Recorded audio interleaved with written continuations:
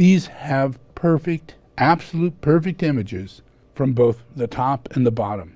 Yeah. So the only way that could be done is if the person was levitating and the cloth was pulled tight, yeah, on the bottom and on the top, and held above this person. Literally, it had to be that way in order for this to manifest.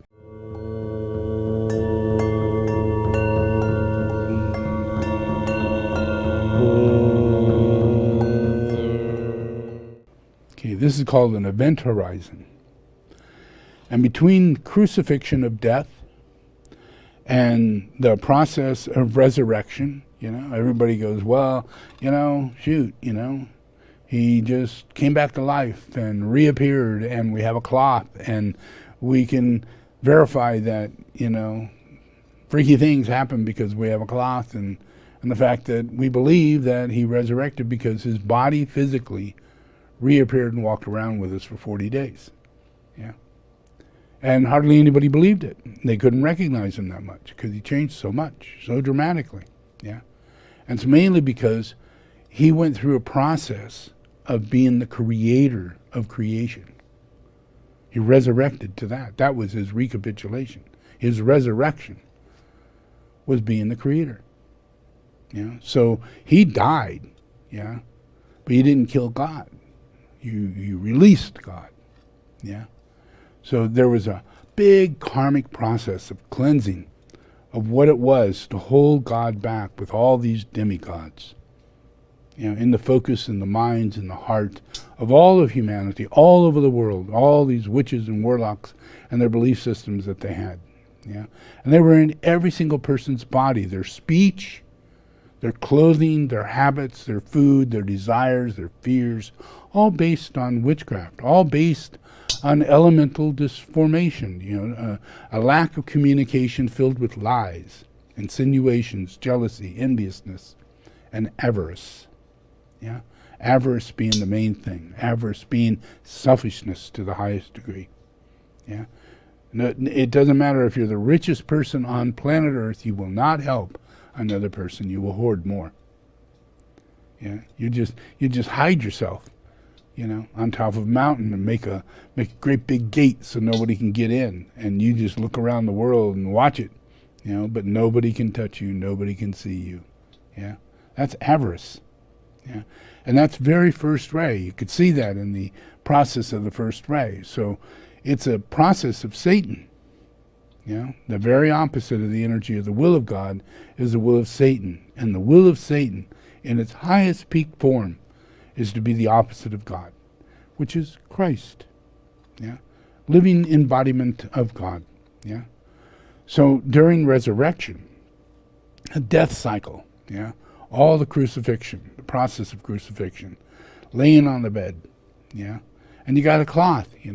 And according to the Bible, according to history, according to archaeology, a person, they get wrapped, they get herbs placed on them, they're washed, they're prepared to be laid in the tomb, and then they're in the tomb, and the tomb gets closed, and that's it. Yeah, but the person is wrapped. Person is wrapped with this cloth. Yeah, and they have herbs all over them. Yeah, in every place, all on their hands and by their feet and all this kind of stuff. Very ceremonial, Jewish or whatever, very strong ceremonial processes. But what we witnessed with this particular guy was that he left a cloth behind with a perfect image of the back side and a perfect image of the front side. Now, you can't do that if you take a cloth and wrap a person up. You won't get anything. You'll just get bits and pieces of an image of this or an image of that. You might get a bit of an eye, here and there, but you won't really get anything because you'll have creases. You'll have all kinds of bending of the cloth. There's no possible way you can get an image. But these have perfect, absolute perfect images from both the top and the bottom. Yeah. So the only way that could be done is if the person was levitating.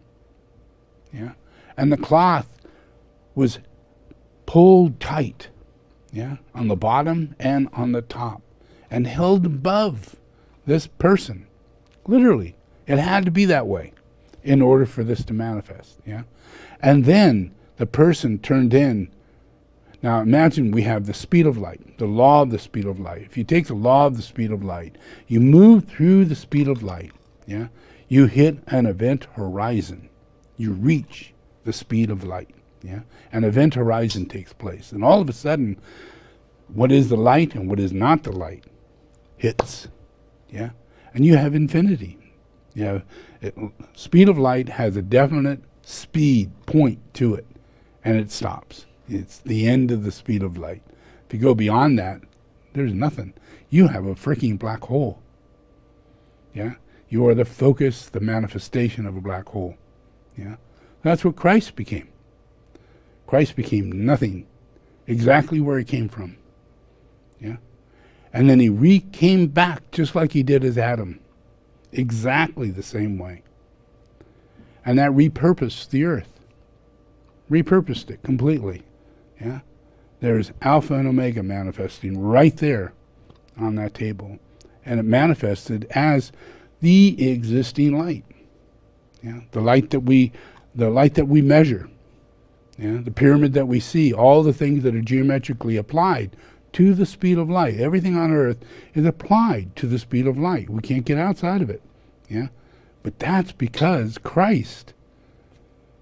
Yeah, we're inside the body of Christ. We're inside the body of Christ. What we thought to be a person laying in there all of a sudden became the light that was infinite all the way out to the very end of light to that point of light. Yeah. So that was infinity. Wow, there goes the picture. That was infinity. Yeah. And that brought everything back. And now we're sitting at a time of Jesus the Christ. Yeah. 0, 1, 2, 3, 4, 5. Yeah.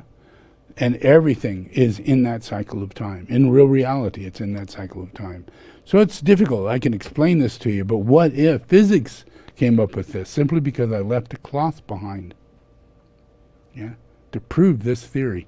And that brought all science to a 3D holographic ability to bring all the technologies of science today together with computer and all to create an understanding of what happened to me. Yeah. And this is what they came up with. To change character drastically. When you look at the image of the shroud, the two bodies next to each other, you feel that it's a flat image. But if you create, for instance, a three-dimensional object, as I did, the real body, then you realize that there is a strange dividing element, an interface, from which the image is projected up and the image is projected down. The muscles of the body are absolutely not crushed against the stone of the tomb. They are. So that meant all of everything disappeared. And gravity no longer existed. So we can call it levitation, but the reality was that all things of matter was focused right there. All things of matter. Whether it be the sun or the universe or the cosmos, it's all connected. It's all connected, you know, in the same law. Yeah. So this law became an infinite application of the law of God. An actual reality of the law of God existing and expressing itself, and that created a singularity. And singularity creates a sacred planet. And the only way it can happen is the way it just happened. Yeah, and that was through the crucifixion, yeah, the process of resurrection, yeah, and ascension. And ascension is the process where everything is in a new world. Yeah, we're now going into a process. Instead of always, our chakras are always going down, descending, always going down. That's our world in this Luciferian world. But with Christ, your chakras go up because you're in his body. You do not have a choice. And time is on his side because he's the Lord of time. So you don't even have a choice there. Yeah. So all these things behind virtues have to be applied for you to cope with the fact that God is in charge and that there's a plan. And you have to kind of trust it, but you have to get rid of Easter. Yeah? You have to get rid of pagan worship. You have to get rid of Lucifer, who's the Pope. Yeah? And satanic relationships, who are like the Dalai Lama. You have to be willing to get rid of them, not kill them, not, do anything like that. Yeah? But let them go and realize what they are, and let them go because of what they are. Yeah? This guy practiced Luciferian teachings. Do I really want to be involved in that? Do I want to sit back and go, well, I guess, maybe I should question whether or not Lucifer is kind of like an okay guy, And if you go on to the internet, they're going to say, oh yeah, Lucifer's a great okay guy. He's actually the very first angel of existence. And that's not true. He's not the first angel of existence. But that's what they say. Because there's a plot for the coming of the Antichrist. And it will be Lucifer's son. Yeah? Because he's not with God. He's made manifest out of a demigod. Yeah? And he's demonically controlled. And every characteristic in his being would be avarice. Avarice. So we meet a person like Trump. Whoa, there's about as much avarice as you can carry in a body. Yeah?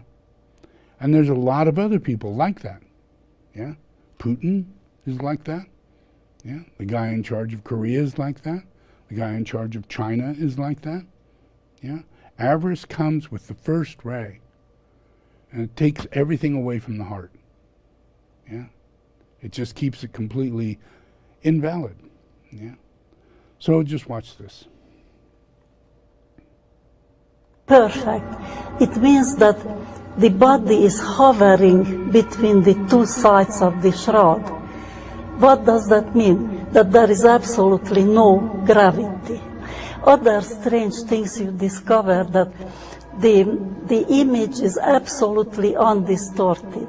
Now, if you imagine that the cloth was wrinkled, tied, wrapped around the body, and all of a sudden you see a perfect image, which is impossible unless the shroud was made absolutely taut, rigidly taut.